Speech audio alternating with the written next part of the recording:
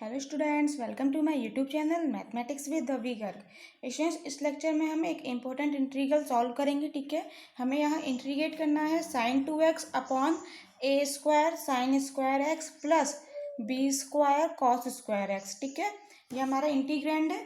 जिस चीज़ का हमें जिस फंक्शन का हमने इंटीग्रल करना होता है उसे हम क्या बोलते हैं? जो फंक्शन हमारा इंटीग्रल के साइन के अंदर होता है उसे बोलते हैं इंटीग्रैंड। ठीक है, मैंने आपको बताया था पहले।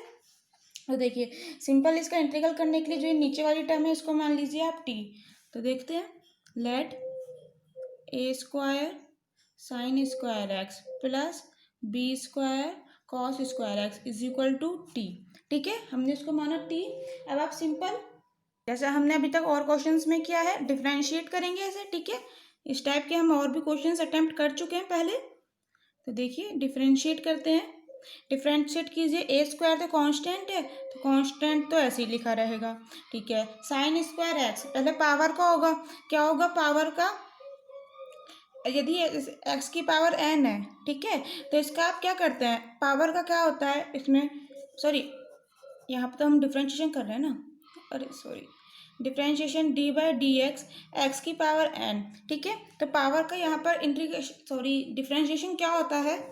डिफरेंशिएशन तो माइंड में नहीं आता इंटीग्रेशन करते वक्त। तो देखिए, D by d x x की पावर एन। ठीक है, इसका क्या होता है डिफरेंशिएशन? एन जो ये पावर है ना, ये आ जाती है आगे और एक्स की पावर बचता है एन माइनस वन, यानी कि एक पावर कम हो जाती है। ठीक है, तो हम यहाँ पहले पावर का करेंगे। साइन स्क्वायर एक्स है तो क्या होगा? पावर आगे आएगी two sine two minus one, power एक कम हो जाती है ना, यानी कि वन ही। तो साइन की पावर वन लिखो चाहे मत लिखो, सिंपल साइन रहने दो, साइन एक्स।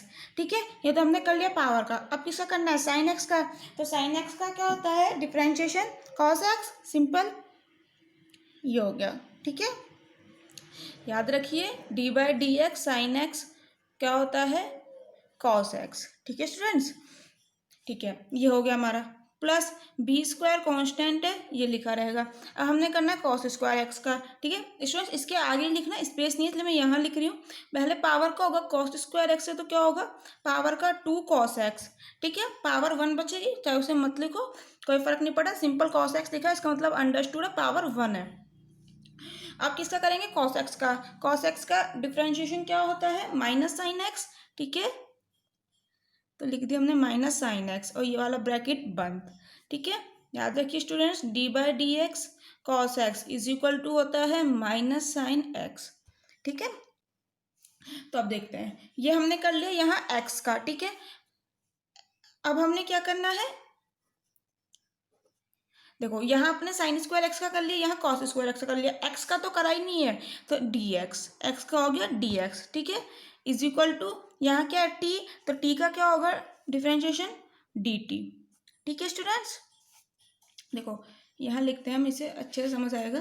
क्या टर्म आई है हमारी? ए स्क्वायर ब्रैकेट में two sine x cos x, ठीक है, प्लस बी स्क्वायर ब्रैकेट में, देखो ये माइनस साइन एक्स है, ठीक है, मल्टीप्लाई हो रहा है तो ब्रैकेट ओपन कर लो, यहाँ क्या आ जाएगा? Minus two sine x cos x. ठीक है, सिंपल ब्रैकेट ओपन करा है और कंप्लीट ब्रैकेट पे क्या मल्टीप्लाई हो रहा है? D X. ठीक है, इज इक्वल टू क्या आएगा हमारा? D T. ठीक है, अब देखो two sine x cos X common आ रहा है दोनों में से, इसमें भी इसमें भी है, तो आप ले लीजिए common. Two sine x cos x हमने ले लिया कॉमन। ठीक है, यहाँ हमारा क्या बचा? ए स्क्वायर, और यहाँ नेगेटिव साइन भी है तो माइनस बी स्क्वायर। ठीक है, और मल्टीप्लाई में क्या चल रहा है? D x is equal to d T. ठीक है स्टूडेंट्स, देखो अब हमारा क्या आ गया? Two sine x cos x किसका फॉर्मूला होता है स्टूडेंट्स? ये मैंने आपको पहले ही बताया था, साइन टू एक्स का। Sine two x is equal to होता है two sine x cos x. ठीक है, फॉर्मूला याद रखिए। तो two sine x cos x की जगह आप क्या लिख देंगे? Sine two x. ठीक है, और डी एक्स, और ये a square minus B square का हमने कर दिया आर एच एस में, तो डिवाइड में आ जाएगा। ठीक है, D T upon A square minus B square. ठीक है स्टूडेंट्स, ठीक है, अब देखो क्वेश्चन में हमारा sign two x d x, इसकी वैल्यू क्या लिख दोगे? D T upon A square minus B square. ठीक है, और इस वाली टर्म की जगह हमने क्या लिखना है? टी, हमने इसकी वैल्यू टी मानी थी ना, एक बात तो स्टूडेंट्स आप यहाँ कंफ्यूज नहीं होना कि हमने यहाँ सिर्फ डिफरेंशिएट लिखा है, differentiate with respect to x नहीं लिखा है, ठीक है। Differentiate with respect to x लिखते तो यहाँ पर क्या है, एक्स का फंक्शन, यहाँ है टी का फंक्शन। तो जब वो चीज़ लिखोगे आप कि हम एक्स के रेस्पेक्ट में डिफरेंशिएशन कर रहे हैं तो दोनों तरफ एक्स का ही फंक्शन होना चाहिए। यहाँ एक्स का फंक्शन है, यहाँ टी का है, तो आप सिंपल इस तरह से लिखेंगे कि डिफरेंशिएशन, डिफरेंशिएट कर रहे हैं हम। यहाँ हमने ए स्क्वायर को लिख लिया, साइन स्क्वायर एक्स का ये हो गया, plus B square cos square x का ये हो गया।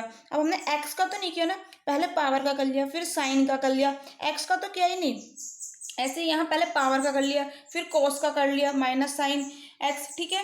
एक्स का तो किया ही नहीं, तो एक्स का क्या होगा, दोनों तरफ आएंगे एक्स, मैंने एक साथ कॉमन लेके लिख दिया है, ठीक है। ब्रैकेट लगा के डी एक्स, यहाँ भी आएगा डी एक्स और यहाँ भी आएगा डी एक्स, तो मैंने कॉमन लेके एक साथ लिख दिया डी एक्स, ठीक है। इज इक्वल टू टी का क्या हो जाएगा, डी टी। ये चीज़ मैं आपको कंप्लीटली, यदि आपको अच्छे से समझनी तो मैंने आपको पहले वाले लेक्चर्स में बता चुकी हूँ, जहाँ मैंने आपको बताया था tan x का इंटीग्रेशन कैसे करते हैं स्टूडेंट्स, वहाँ मैंने आपको एक क्लियरली समझाई थी ये चीज़, ठीक है। यदि आपने वो लेक्चर नहीं देखा है तो स्टूडेंट्स देख लीजिए, tan x का इंटीग्रेशन मैं आपको बता चुकी हूँ। तो ना अब ये सारी वैल्यूज हमने क्वेश्चन में लिख देनी है, तो ठीक है। क्या था हमारा integration, sine 2x dx upon A square sine square x plus B square cos square X, ठीक है। इज इक्वल टू क्या आ जाएगा हमारा इंटीग्रेशन, इसकी वैल्यू हम ये लिख देंगे D T upon A square minus B square, ठीक है। और अब A square sine square x plus B square cos square x का हमने वैल्यू क्या माना था, टी, ठीक है। इसकी वैल्यू हमने ये टी मानी थी ना, तो हमने ये वैल्यू लिख दी सिंपल, ठीक है। अब देखो A square minus B square constant term है तो इंटीग्रेशन से बाहर आ जाएगी, तो 1/a² minus B square, integration में क्या बचेगा स्टूडेंट्स, 1/t dt, ठीक है। ये टर्म हमारी बाहर कॉमन आ गई। अब देखो 1/x का क्या होता था इंटीग्रेशन, 1/x dx क्या होता है स्टूडेंट्स, log x, ठीक है।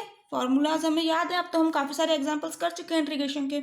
तो यहाँ पर क्या है, x इज टी, तो कोई बात नहीं, ए स्क्वायर माइनस बी स्क्वायर, इसका इंटीग्रेशन क्या हो जाएगा, log T plus constant of integration c, ठीक है।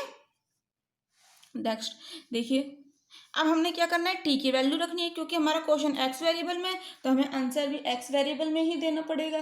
तो सिंपल टी की वैल्यू लिख दीजिए 1/a² minus B square log, t का वैल्यू हमने क्या माना था, नीचे वाली टर्म ही मानी थी, तो लिख दीजिए A square sine square x plus B square cos square X, ठीक है, plus constant of integration C, ये हमारा आंसर।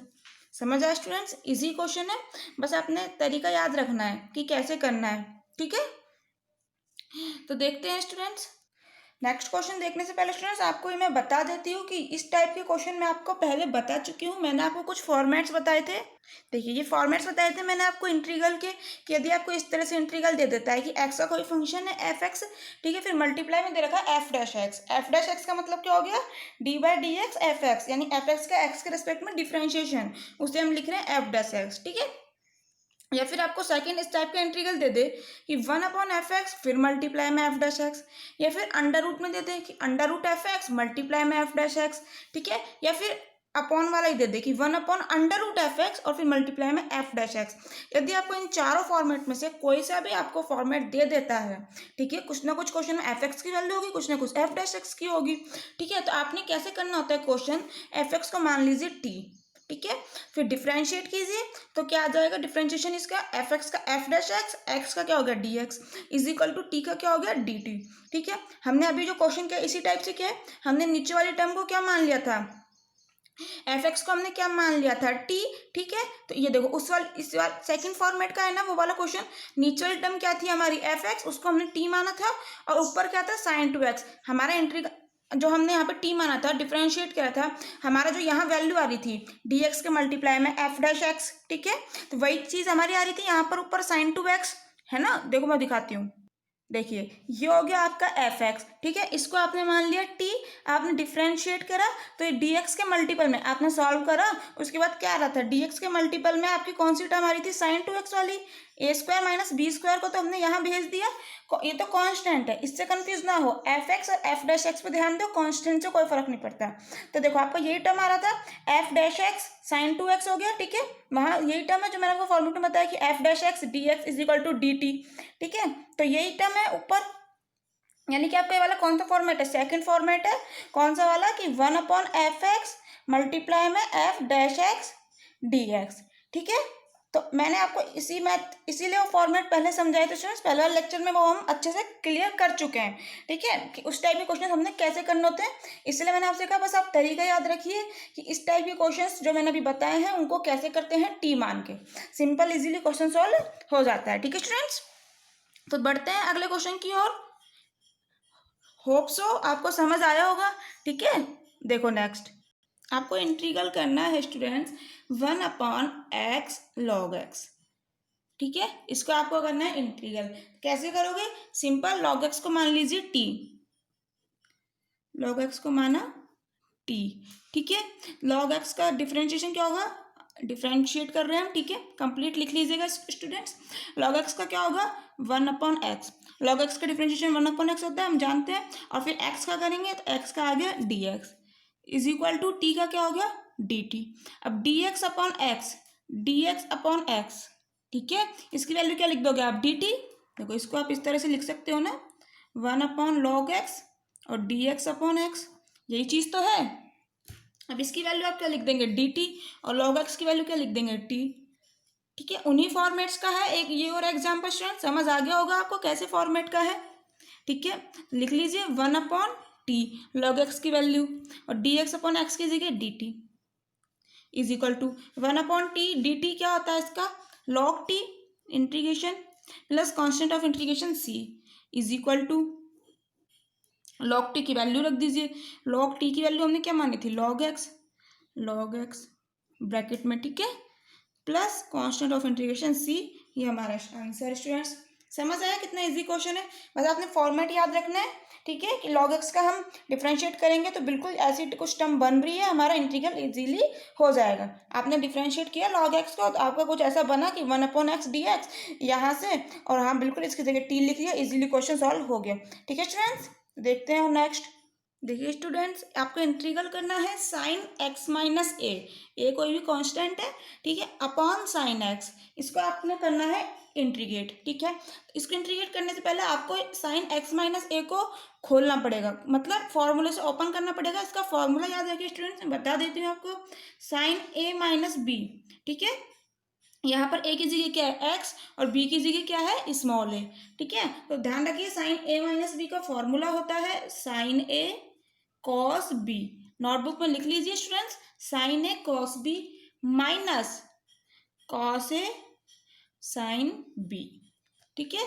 फॉर्मूला याद रखिए स्टूडेंट्स, साइन ए माइनस बी का sign A cos B minus cos A sine B, ठीक है, अगर यहाँ प्लस होता साइन ए प्लस बी होता, ठीक है, तो याद रखिए यहाँ भी प्लस हो जाता, मैंने आपको दोनों फॉर्मूलाज बता दिए एक ही में, ठीक है, साइन ए माइनस बी का क्या होगा sign A cos B minus cos A sine B, बिल्कुल, और साइन ए प्लस बी का क्या हो जाता है sign A cos B plus cos A sine B, ठीक है। अब देखिए इस फॉर्मूले से आप इसे ओपन कर लीजिए, क्या लिख देंगे आप इसको इंटीग्रेशन साइन एक्स माइनस ए की जगह क्या है यहाँ एक्स और बी की जगह क्या है स्मॉल है, तो साइन ए कॉस बी यानी कि साइन एक्स कॉस ए, ठीक है, माइनस है तो माइनस वाला formula minus cos A sine B, तो कॉस एक्स साइन ए, ठीक है, अपॉन साइन एक्स हमारा चल ही रहा है, ठीक है, ब्रैकेट इसे हमने करना है इंटीग्रेट।